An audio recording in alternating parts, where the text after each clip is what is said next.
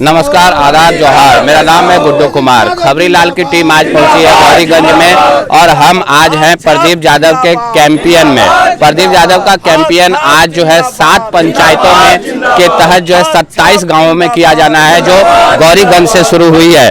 यहाँ पर हमारे पीछे देखिए, यहाँ पे आरजेडी के पूर्व मंत्री सुरेश पासवान जी है, सामने प्रदीप यादव जी है।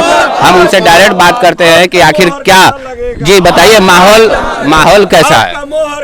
देखिए, आप इनके चेहरे, इनके नारे, जो बुलंद आवाज निकल रहे, उससे आप एहसास कर सकते हैं, भाई नब्ज पकड़ के समझ सकते हैं कि भाई गर्माहट शरीर में कितनी है, गर्मी कितनी है।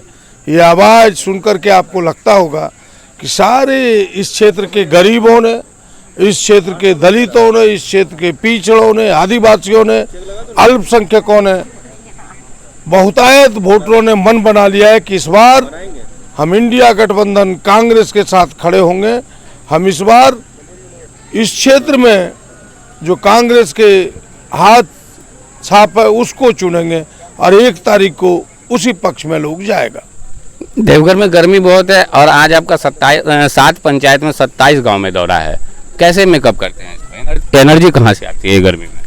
देखिए, हम लोग को एनर्जी तो ये जनता देती है। जनता का यह उत्साह, जनता की ये भावना, ये सारी गर्मी को दूर करता है।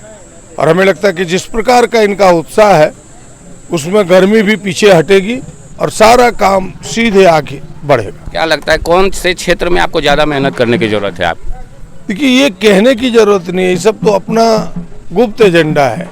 अब इन चीज़ों को कह दें कौन क्षेत्र में अधिक करेंगे, कौन क्षेत्र में कम करेंगे, ये सार्वजनिक करने की चीज़ें नहीं है। सब लोगों का समर्थन है, बेहतर समर्थन है। आपने कहा कि ये चुनाव ही नहीं, निर्णायक है। ये चुनाव काफ़ी निर्णायक होगा। देखिए, हमने पूरे देश के संदर्भ में, इस क्षेत्र के संदर्भ में ये बातें कही है कि भाई इस क्षेत्र के ही नहीं, लोकतंत्र के भविष्य के लिए यह चुनाव निर्णायक है।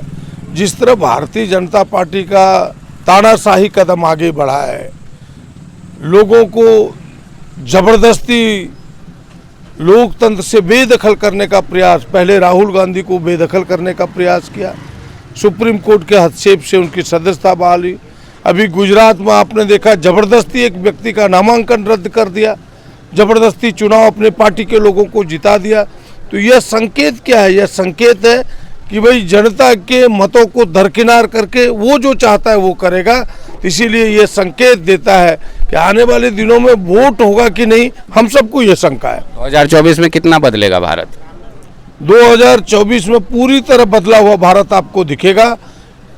सारे लोग, देश के गरीब, गुरुआ, दलित, पिछड़ा, आदिवासी, अल्पसंख्यक, बहुतायत लोग कह सकते हैं कि एक साथ खड़े होकर के इंडिया गठबंधन को चुनेगा, फिर देश बदलेगा। जी, हमारे साथ यहाँ पे पूर्व मंत्री सुरेश पासवान जी भी है। जी, एक जरा सा खाली बताइए कि क्या माहौल क्या लग रहा है? तो देखिए, माहौल यही है, इंडिया महागठबंधन का जीत होगी और राहुल गांधी जो है प्रधानमंत्री बनेंगे, यही माहौल है। जी, जो अभी जो क्षेत्र में जिस तरह की बातें हो रही है, लोकल और बाहरी की बातें हो रही है, लोगों से अपील किया जा रहा है कि हम लोकल है, हमें वोट दीजिए, हम ही आपके काम आएंगे। वो बाहरी है, वो आपका वोट लूट कर यहाँ से चला जाएगा। और ये इन सब बातों को लेकर के जो है काफी कुछ मुद्दे हैं, महंगाई है, भ्रष्टाचार है, इसको लेकर प्रदीप यादव लगातार क्षेत्र में है और उन्हें जनता का भी काफी समर्थन मिल रहा है। मंडल छे कुमार छे। यादव कत घर छो? 30 घर। पंडित? पंडित 7-8 घर। 7-8 किसके पास है? और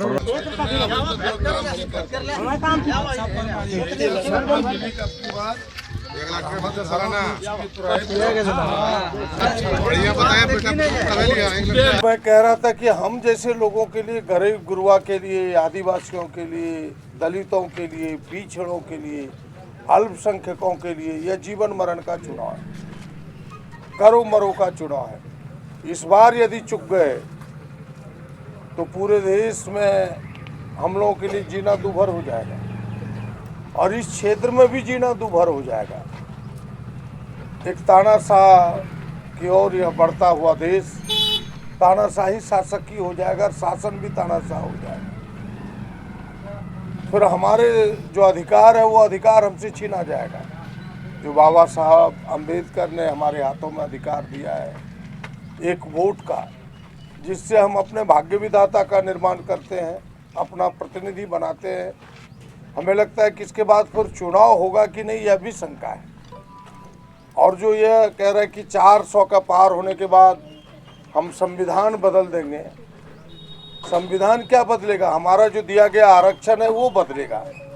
आप सबको याद होगा कि एक बार यह जो विशेष अधिकार मिला है दलित आदिवासियों को, एट्रोसिटी एक्ट, यानी उससे कवच जो मिला है कि भाई आपको कोई गाली दी दलित कह करके, आदिवासी कह करके, तो एक विशेष केस होता है, उसको भी समाप्त करने का फैसला लिया था एक बार भारतीय जनता पार्टी ने 2018 के 19 में 2018 में। पूरा देश जब सड़क पर उतर गया तो फिर उसको बैक होना पड़ा। क्या गलत कर रहे कि सही? तो उसकी मंशा तो उसी समय जाहिर हो गया था, ये लोग दलित विरोधी है, ये लोग पिछड़ा विरोधी है। तो ऐसे लोगों का मंशा फिर से एक बार कामयाब ना हो, यह चुनाव फैसला करेगा। और यहाँ भी आप सब देख रहे हैं कैसा घमंडी व्यक्ति है, कहता हम वोट नहीं मांगेंगे। वोट नहीं मांगना है क्या दिखाता है? उसका घमंड दिखाता है। बिना वोट मांग लो कोई जीतता है बोलो, और कहता हम वोटे नहीं मांगेंगे, यानी उसका घमंड बोल रहा है। और वो व्यक्ति जो बिहार का व्यक्ति है, यहाँ करके जिसका कुछ वोट नहीं, कोई आदमी नहीं, वो जीत रहा है, जिसको इस क्षेत्र से कोई मतलब नहीं, गरीब गुरुआ से कोई मतलब नहीं, ऐसा लोग आकर के शासन कर रहा है। इसलिए आपसे आग्रह होगा इन चीज़ों को समझिए। और हम तो आपके बीच के हैं, आपके हैं, जितना हम आपके दुख दर्द में शामिल होंगे वो नहीं हो सकता है। हम जितना झारखंड के लिए सोचेंगे वो नहीं सोच सकता है। इसलिए इस बार आपका एक एक वोट इंडिया गठबंधन कांग्रेस पार्टी के हाथ छाप पर पड़ना चाहिए। और आप अपने ऐसे प्रतिनिधि को चुनिए जो आपकी समस्या का समाधान करे, आपके लिए लड़े, आपके लिए जिए, आपके लिए मरे। अभी देखिए देश में क्या नहीं हुआ, 10 वर्ष से मोदी जी का शासन है। इस 10 वर्ष में भारतीय जनता पार्टी ने गरीबों के लिए एक काम नहीं किया। महंगाई आज आसमान पर है, सारा चीज महंगा है कि नहीं? तेल, किरासन तेल, गैस, 400 रुपया का गैस अभी 1200 में खरीदते हैं कि नहीं? 1100-1200 में। अभी चुनाव के चलते घटा दिया है, मतलब लोगों को धोखा है। फिर चुनाव पार होगा फिर बढ़ा देगा। 1 टका का ये तमाशा कर दिया उन लोगों ने। एक एक चीज महंगा करके मुनाफा देता है कॉर्पोरेट घराने को। कर्जा भी माफ किया तो किसका किया? अडानी और अंबानी का 20 लाख करोड़ किया। गरीब गुरुआ, किसान, दलित, पिछड़ा, इसका कर्जा माफ नहीं किया। इसलिए इन तमाम चीज़ों को गौर करते हुए यह भारतीय जनता पार्टी पैसे वाले की पार्टी है। इसीलिए यह लड़ाई देश के चंद पैसा वाला और गरीब लोगों के बीच है। अब फैसला आपको लेना है कि भाई हम गरीब एक साथ वोट करते हैं कि नहीं। अगर गरीब एक साथ वोट करेगा तो सबको हाथ छाप में करना चाहिए, इंडिया गठबंधन को करना चाहिए। यही आपसे हाथ जोड़ के विनती है। और यह वोट हमारा भविष्य तय करेगा, इस देश के भविष्य को तय करेगा, इस देश के लोकतंत्र को बचाएगा और जो ये बाबा साहब का संविधान है उसकी रक्षा करेगा। इसलिए आपका एक एक वोट कौन छाप पर पड़ेगा? कौन छाप पर? जरा आप बताइए हमको। आपका एक एक वोट 1 जून को हाथ छाप पर नारा जरा लगाइए बुलंदी से। इनकलाब जिंदाबाद। सांसद कैसा हो?